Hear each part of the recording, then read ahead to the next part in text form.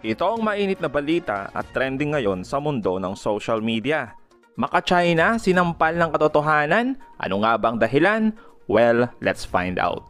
Matapos ang sunod-sunod na pangaharas ng China sa ating mandaragat, lalo na sa paghahatid tulong sa Ayungin Shoal, ay patuloy pa din ang pananahimik ng mga politikong maka-China. Matatandaan na umalma si Senator Padilla sa pakikialam ng US sa West Philippine Sea dahil nagpro-provoke lang ito ng mas malaking away. Kaya naman, hinahamon ngayon si Senator Robin Padilla na kondinahin niya ang ginagawa ng China sa ating mga mandaragat at pinapaalala pa ng mga ating mga netizens ang naging pahayag niya patungkol sa China. Hindi naman po kaila sa ating kaalaman na ang China, ang Chino, ang kanilang military service po, ang kanilang reservists ay baka po daanan lang tayo niyan, lakaran lang tayo niyan, ihian lang tayo niyan, malunod na tayo. Hinihingi ko po sa kapangyarihan ng ating Ginoong Pangulo na atasan niyo po kami uli. At handa po ako na ulitin ko po ulit gawin kung ano po yung ginawa ko noong 2021 para ako po ay personal na makapag-report sa committee kung ano po ang aking mararanasan. Maraming salamat po, Ginoong Pangulo. Ayon naman sa isang kilalang political analyst, dating Secretary Ronald Llamas, hindi uubra ang ganitong estilo ni Robin Padilla. Hindi naman tayo nakikipag-away eh. Very simple yung ating ginagawa. Meron tayong BRP Sierra Madre na bubulok, kinakalawang na barko na nandun sa loob ng ating EEZ. Alam ng China, hindi nila yan pwedeng pasabugin because it's an active vessel. Pwedeng i-invoke dyan yung Mutual Defense Treaty na ang China hindi pa handa. Hindi pa sila handa. Alam nila there's still a generation away militarily from the forces of the West. At yung mga Chinese, very pragmatic yan. No, hindi yan papasok sa away na hindi nila kayang ipanalo. Yung ginagawa natin, hindi yan papasabugin, hindi yan wawasakin ng China. Anong gagawin nila? Tatanggalan nila ng oxygen. Diba? Isa-swarm nila para hindi tayo makapasok. Para eventually, tayo na lang ang kusang umatras. Yun ang ginagawa nila. Hindi pwedeng isuko yan ni BBM. Ano magiging itsura niya sa Filipino people? Diba? Ano magiging itsura niya sa kanyang mga allies? Ayon naman kay dating presidential spokesperson Harry Roque, dapat unawain lang natin ang estilo ng China. So alam na natin ang estilo at ng mentalidad ng mga Chino na lalong umiinit ang kontrobersya, lalo nilang patitibayin yung kanilang sinasabing titulo dun sa area. Paano? Sa pagpapadala ng sangkatutak na mga kababayan nila dyan sa pinag-aagawang teritoryo. Yan po ang estilo. Kaya nga po kung ayaw natin na dumami ang presensya ng mga Chino, palamigin natin ang tensyon. Pag malamig ang tensyon, aalis sila. Pansinin niyo po, ganyan talaga ang ginagawa nila. Pero habang pinapainit natin ang issue, ang sagot nila, hindi lang mainit ang salita, pinalulusob pa nila sa kanilang mga kababayan para ipakita na amin ito, sige nga, nasa ng mga Pilipinong mga mangingisda. Sa akin naman, mas mabuti pa talaga na magtalaga na tayo ng permanenteng barko na umaandar dyan, na moderno, na may kakayahang depensa ng sarili, may water cannon din, meron ding laser beam, kasi karapatan po natin na sumagot kung ano yung banta na naranasan ng ating mga kasundaluhan dyan sa Ayungin Shoal. Muli namang nagbigay pahayag si dating Senador Trillanes kung paano ang magandang strategy sa West Philippine Sea.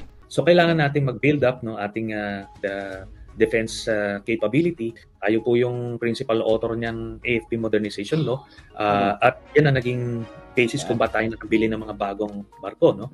At aeroplano. So kailangan lang natin ituloy yan para lang hindi naman masyadong madali for them. Kailangan at least mapaduguman lang natin yung ilong nila pagka nag-isip sila. No?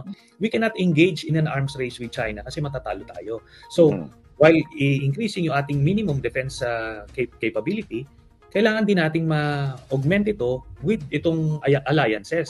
Pag napalakas natin yung alliances natin with US, Australia, EU, Japan, Korea, pati ASEAN, ito na ngayon yung mag-augment nung ating defense capability. Tapos, the same time, yung diplomacy, hindi rin naman tayo parang aggressor na parang nangahamon tayo ng away. Hindi. Kailangan pa rin nating mag-engage doon sa ibang aspects of the Philippine-China relationship.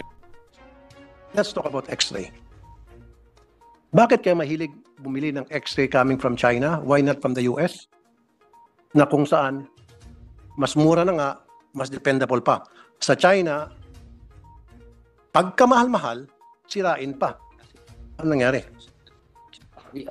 Your Honor, sir, we are retrieving the data. Saka isa pa, pakitong ko na rin. Maintenance para sa NucTech, which is made in China. 700 something million pesos every year.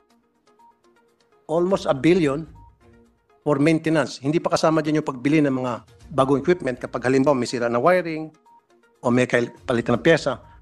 Almost a billion, 700 something million pesos a year in maintenance. Compared doon sa US-made na mga less than half of that. So, ang sa NucTech is Chinese. Astro P6 is US. Okay. Now, follow-up question ko po. Ito siguro hindi ka na dapat sumagot nito. Iba na lang kasi wala nang kinalam sa Intel. NucTech is Chinese. And then Astro P6 is US. Ang tanong ko ngayon dito, ilan NucTech X-ray machines meron tayo? Ilan ang sira na nakatengat hindi na ginagamit? At ilang Astro P6 ang meron dyan sa Bureau of Customs? At ilan ang hindi na ginagamit? Kasi may mga NucTech machines na hindi na gumagana. And yet, nagbabayad tayo for the maintenance of those X-ray machines na hindi na gumagana, na hindi naman ginagalaw. Kahit man lang shinan o ipupuin, punasan man lang ng basahan, walang ginagawa. And yet, binabayaran natin yung machine na sira na yon for the maintenance. I am Benvenido Y. Rubio, the Commissioner of Bureau of Customs. Your Honor, we have a total of 120 machines. Of NucTech. No, 28 are from China, Okay. NucTech brand. Okay. 79 are from US, Okay. and Rapiscan and Astrophysics. Okay, Astropis 79. All right. Now, ilan po sa out of 26 dito ang gumagana at ilan ang hindi na? All the 28 units of NucTech are operational, Your Honor. They are operational. Then I need to get a copy of that and certified by each district collector kung saan naka-detail yung mga machines na yan, certified by them na it's operational. I sorry, Your Honor, I have to correct my figure, Your Honor. There are 2 non-operational NucTech X-ray machine. 2 non-operational. So what happens to those 2 non-operationals, Mr. Commissioner? And why are they not operating anymore?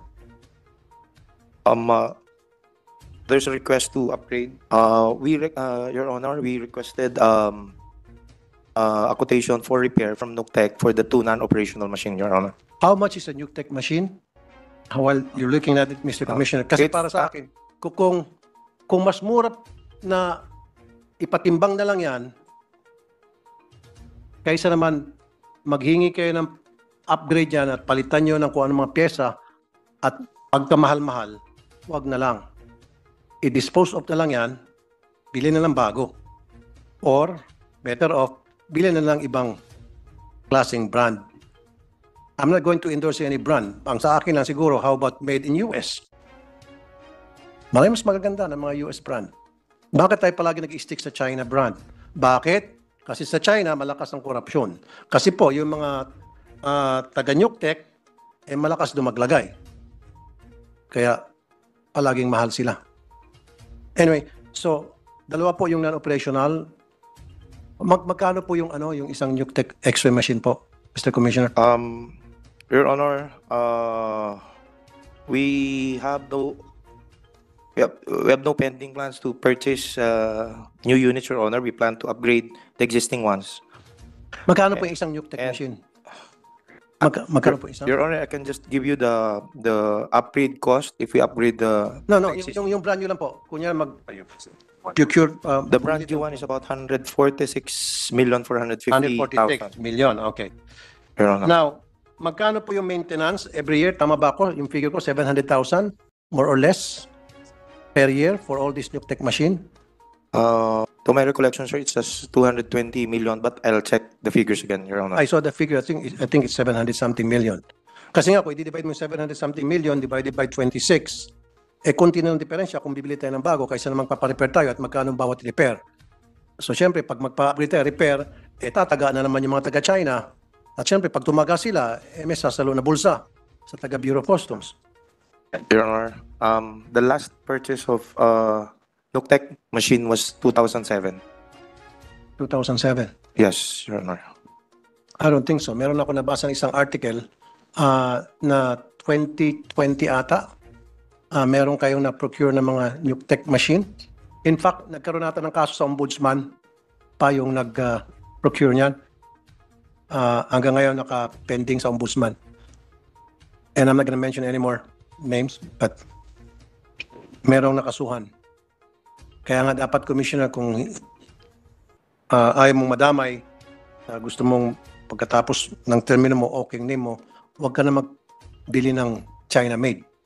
Siguro ibang brand na lang, ibang US, British, I don't know. Diba? Kasi sirain itong sa China. Yun yung narinig ko sa mga taga Bureau of Customs.